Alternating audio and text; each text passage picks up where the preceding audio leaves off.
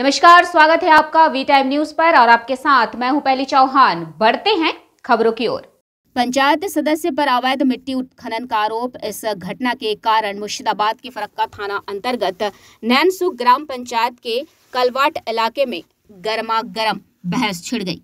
आम जनता की शिकायत है कि पंचायत सदस्य दलीम मियां लंबे समय से बड़े क्षेत्र में अवैध रूप से मिट्टी खोद रहे हैं। परिणाम स्वरूप आसपास की कृषि भूमि तथा आम और लीची के बागों को नुकसान पहुंच रहा है।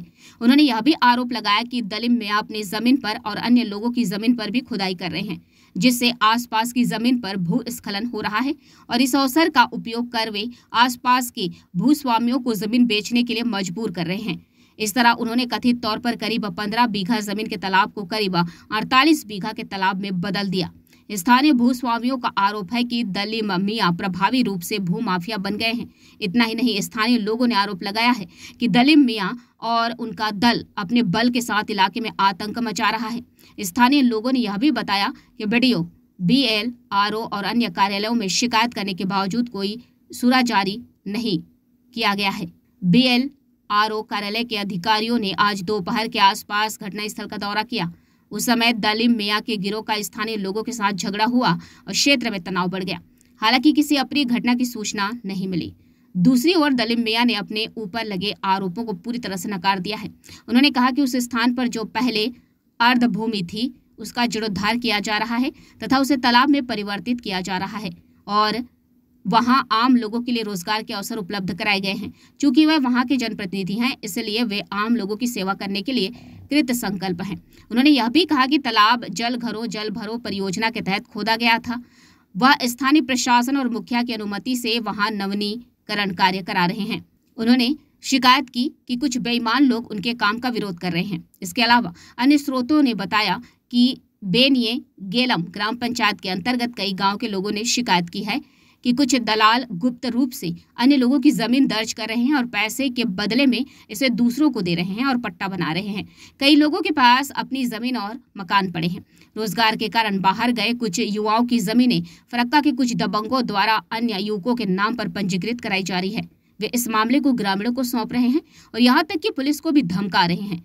स्थानीय निवासियों द्वारा भी यह आरोप लगाया जा रहा है। ডালিম যায় মাটি কাটছে, ইমামনগর সব জায়গা বালার আছে, ওদের জায়গার মাটি কাটছে সব পাশেকার পাঁচ পাবলিকেরই আছে। ও জায়গা কিনে নিছে, যে যখন পড়ে যাচ্ছে তখন ভয় দেখাচ্ছে, বম পেস্তুল নিয়ে থাকছে, মাস্তান গুন্ডা নিয়ে থাকছে, তখন ওরা ভয়ে বেঁচে দিচ্ছে, পাচ্ছে না দিয়ে ওই কিনে নিছে সবকে পয়সা দিয়ে। আর 8 মাস থেকে রান্না করে করে খাওয়াচ্ছে। গরিব মানুষের তো পায়খানা নাই, সবারই তো পায়খানা নাই, পায়খানা করতে পায় না, মহিলারা সবাই সব ঘুরে ঘুরে যাচ্ছে, কিছু করতে পায় না। আজকে বিএলআর অফিস থেকে ইনকোয়ারির ব্যবস্থা ছিল। ডালিম মিয়া যে পুকুর করেছে এবং পার্শ্ববর্তী যে কৃষকরা রয়েছে তাদেরকে নিয়ে ইনকোয়ারি করার কথা। সেখানে করে ইনকোয়ারিতে অফিসাররা আসে, আরও আড়াই এনারা এসেছিলেন। এনারা আসার পরে তখন দেখলাম যে ডালিম মিয়ার যে কিছু লোক এসে উস্কানিমূলক একটা ঝগড়া লাগার সৃষ্টি করেছিল, ওটাকে থামা হয় এবং বিএলআর অফিসাররা যখন এসে এখানে করে সই স্বাক্ষর করা হয় জমি বলার কাছ থেকে বা কৃষকদের কাছ থেকে, যাদের জমি পড়ছে তাদের কাছ থেকে সাইনগুলো করানো হচ্ছিল। তারপরে আবার পুনরায় গালিগালাজ একটা বিধ্বংস করা হয়েছিল। তারা কিন্তু একটা মদ্য অবস্থায় ছিল এবং ওদের কাছে অস্ত্রও ছিল, এরকম পর্যায়ে নিয়ে বসেছিল। তারপরে বিএলআরকে যখন চেপে ধরা হয় তারা পালাবার চেষ্টা করে, কিন্তু সেখানে করে আটকানো হয়। তারপরে অনেক ঝামেলা পরে ইনকোয়ারির কোনো কিছু সেরকমভাবে পাওয়া গেল না। সেই অবস্থায় এরকম যা ছিল সেই অবস্থায় পাওয়া গেছে। এখন পর্যন্ত বিএলআর অফিস থেকে কোনো রিপোর্ট বা কোনো কিছু সেটাও এখনো করা হয়নি। হ্যাঁ, আমার যে জমিটা আছে সেই জমিটা মোটামুটি মাটি কাটতে শুরু করেছে। মোটামুটি আমার মানে জমি পর্যন্ত চলে এসছে। ডালিম মিয়া নিজের জায়গায় মাটি কাটছে। এখন তাহলে মেপে দেখতে হবে, কারণ আমার তো এল এর ঘোড়া চলে এসছে বা এসে যাচ্ছে। আর কত বড় পুকুর করবে? কথাটা হচ্ছে, দেখেন আমাদের জমি ডালিম ঢালের মাটি কাটছে, আমার এল ছুটি আমার জমির আর 2 হাত পড়ে গেছে, বুঝলেন? এলাকার ধরলে মাস্টার ভর্তি দিলে এলাকার মাটি কাটছে, লোকলে মাটি কাটছে। আমরা ভয় বলতে পারছি না কিনা কেন মাটি কাটবে। আমি যদি এলাকার যদি এই কথাটা যদি বলি কি না ঠিক আছে তোমাকে মাটি কাটতে দেবো না, আমার জানে ভয় মাটি কাটছে ধরলাম প্রায় 10 বছর থেকে, তার মধ্যে এক বছর ধরলাম মাটি কাটাটা বন্ধ ছিল, মাটি কাটেনি, কি আর কাটবো না। তারপরে যখন তো বাইরের লোক, বাইরে কাজ কাম করি, যখন বাইরে কাজ কামে চলে গেলাম তখন আইল ঘিসিয়ে মাটি পুরো কেটে নিলে। তারপরে এই করে তো চলছে, কমপ্লেন করছে, এবারকার ধরলাম বেলারে করছে, বেলার এবারকার ঠিক আছে বলছে, ঠিক আছে।